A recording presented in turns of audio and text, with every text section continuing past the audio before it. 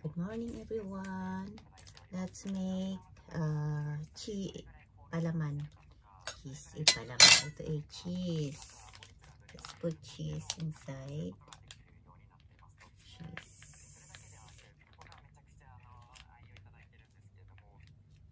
And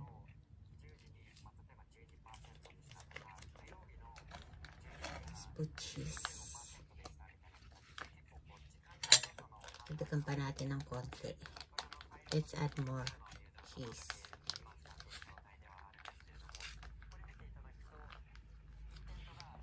Ayan.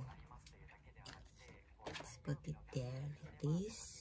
Cheese with mayo. Oops. That's enough. Then let's mix like this.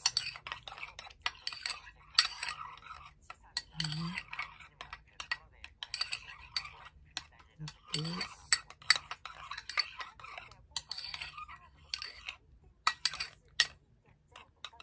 Now it's okay. The texture is okay now.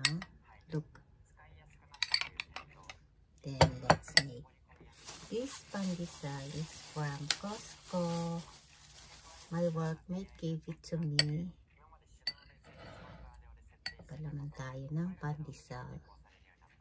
This is the pandesal from Costco.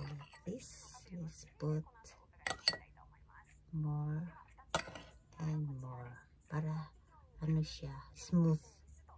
Kasi pag cheese lang, parang malagkit lang siya. Ayan.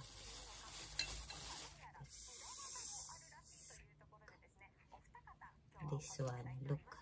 This one. Tapos, lagyan natin ng mga ganito. Ganyan. Damihan natin ang palaman para masarap. Ayan. Maapaw sa palaman. Look. It's inside. Palaman tayo ng tinapay for breakfast. Ayan. Dami, no? Dami. Ayan. Palaman. Yummy, yummy, yummy.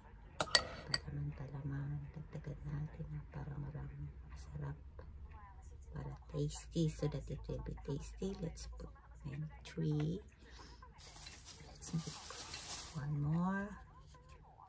Ayan. Panit. Meron pa. Nahulog na. Uy. Mahulog na siya. Ayan. Dagdagan natin ng palaman. Marami pa. Ayun. Yummy. One more. Ayan. Pag mag-slice kayo, isahan lang. Ayan. Ito na ano.